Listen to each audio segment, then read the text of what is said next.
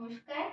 আজকে আমি নিরামিষভাবে মানে পেঁয়াজ রসুন ছাড়া ওল চিংড়ি বানাচ্ছি। চলো দেখা যাক কি কি লাগছে। এখানে আমি ওলটা সেদ্ধ করে নিয়েছি একটু অল্প করে নুন দিয়ে, আর চিংড়ি মাছগুলো ভালো করে পরিষ্কার করে নিয়েছি। এখানে আদা বাটা আছে, গোটা গরম মশলা আর সাদা জিরে ফোড়ন, টমেটোর পিউরি, আর এখানে গুঁড়ো মশলা, জিরে গুঁড়ো, কাশ্মীরি লঙ্কার গুঁড়ো, হলুদ গুঁড়ো, নুন আর একটু চিনি। এবারে আমি গ্যাসটা অন করে চিংড়ি মাছটা অল্প করে ভেজে নেব।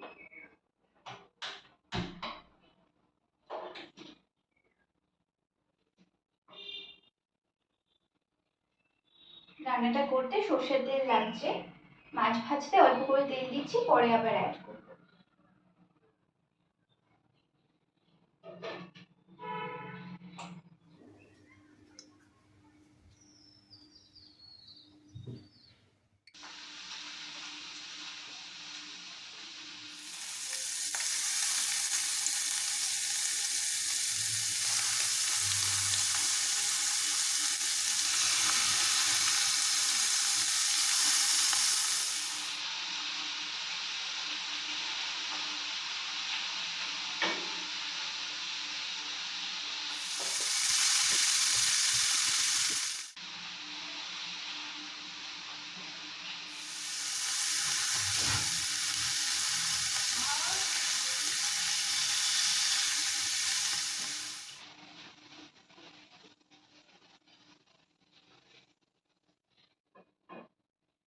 মাছগুলো এবার ঢাকা দিয়ে দিয়েছি, একটু হোক, তারপরে আবার উল্টে দেব।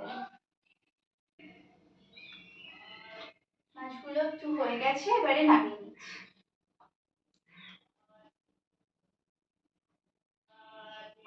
এবারে এই তেলে সেদ্ধ করা ওলগুলোকে একটু ফ্রাই করে নেব।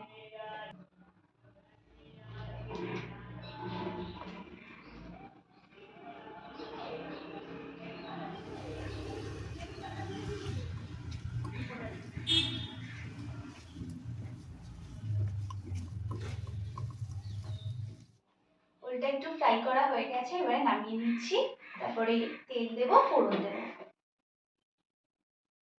এবারে তেল দিয়ে দিচ্ছি, এবার একটু বেশি করে তেল দিতে হবে, ফোড়ন দেব।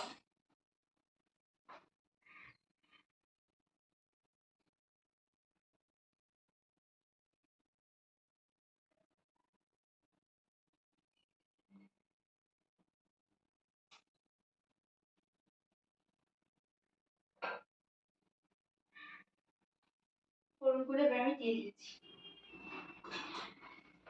এলাচটা ফাটিয়ে দিও, নাহলে ফুটবে।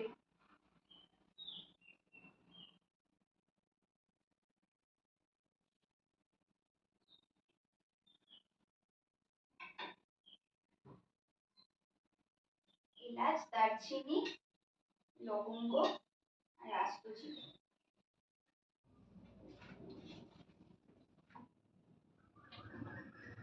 ফোড়নে গন্ধ বেরিয়ে গেছে, এবারে আদা পেস্টটা দিয়ে দিচ্ছি।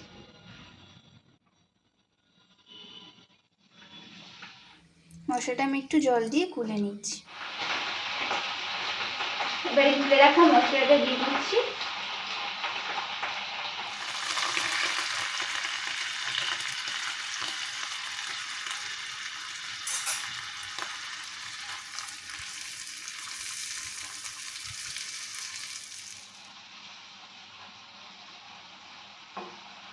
এবার টমেটো পেস্টটা দিচ্ছি।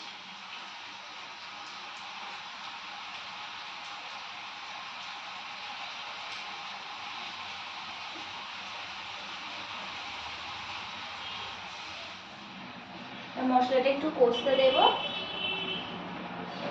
তেল ছাড়া অবধি অপেক্ষা করতে হবে।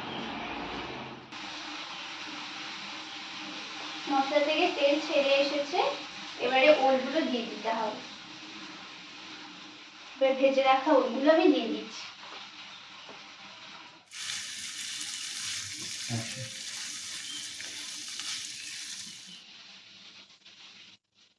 ওলটা মশলার সাথে একটু নেড়ে ছেড়ে এতে গরম জল অ্যাড করে দেব।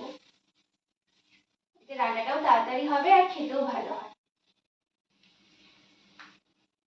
এবার আমি গরম জলটা বানিয়ে নিচ্ছি, এটা দিয়ে দেবো।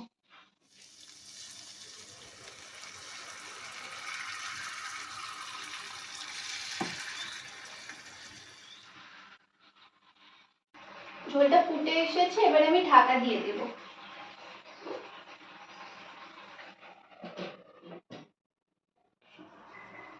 এবার তরকারিটা হয়ে এসছে, এবার চিংড়ি মাছগুলো অ্যাড করে দিচ্ছি।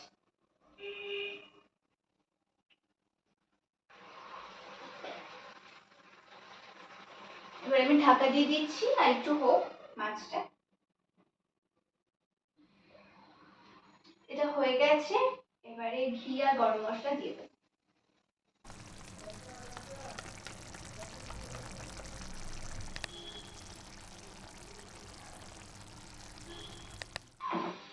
এটা হয়ে গেছে, ঘি গরম মশলা দেওয়া হয়ে গেছে, কি সুন্দর দেখতে লাগছে।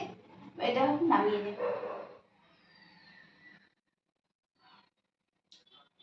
খুব টেস্টি হয়েছে, তোমরা এভাবে বানিও, আমাকে জানিও কেমন হয়েছে।